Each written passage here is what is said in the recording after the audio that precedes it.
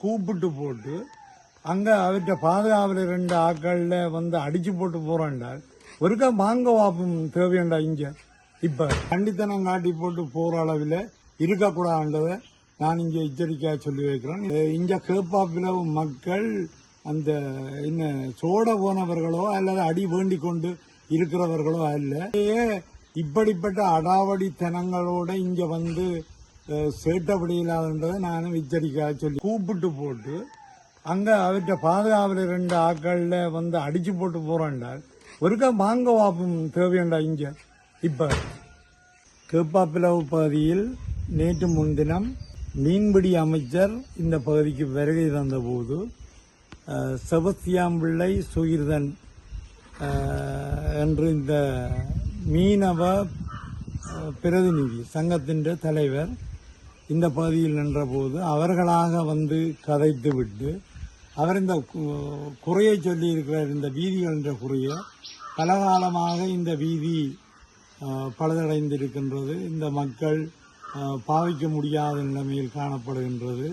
அப்படி இருக்க இந்த வீதியை செய்து தரணும் என்ற கோரிக்கையை அதுவும் அவர்கள் கேட்டதால சொல்லி இருக்கின்றார்.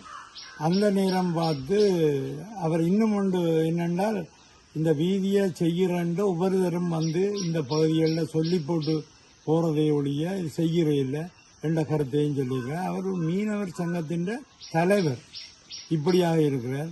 கேப்பாப்பிலவு புலக்குடிப்பு மக்களின் வாழ்க்கை வரலாறுகள் தெரியாதவர்கள் என்று தான் சொல்லணும்.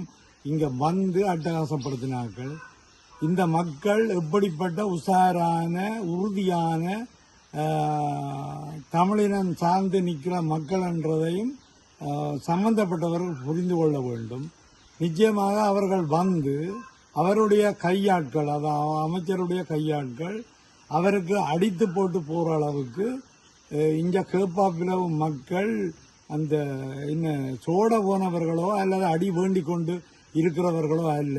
ஒரு அமைச்சர் என்றதுக்கான மரியாதையை கொடுத்துத்தான் அவர்கள் அந்த இடத்திலிருந்து பேசாமல் விட்டதாக சொல்லுகின்றார்கள். உடனடியாக நான் சம்பந்தப்பட்ட சுகிர்தனுக்கு டெலிபோன் மூலம் தொடர்பு கொண்டு இந்த விடயங்களை கேட்டுட்டு நேரடியாக போய் அவரை சந்தித்து ஒரு ஆறுதல் கூற வேண்டும்.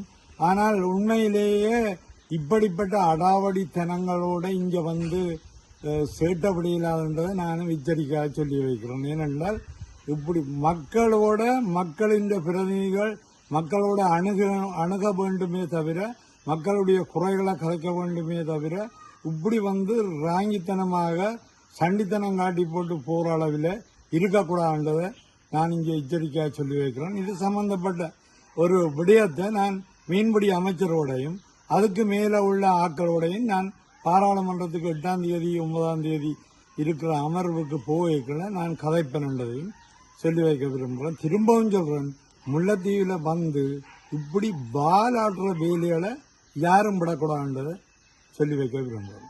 இது போன்ற பல செய்திகளை தெரிந்து கொள்ள நம்முடைய சமூக மீடியா யூடியூப் சேனலை சப்ஸ்கிரைப் செய்து அருகிலுள்ள பெல் பட்டனை கிளிக் செய்யுங்கள். மேலும் செய்திகளை உடனுக்குடன் தெரிந்து கொள்ள சமூகமீடியா.com என்ற இணையதளத்தின் வாயிலாக எங்களுடன் இணைந்திருங்கள்.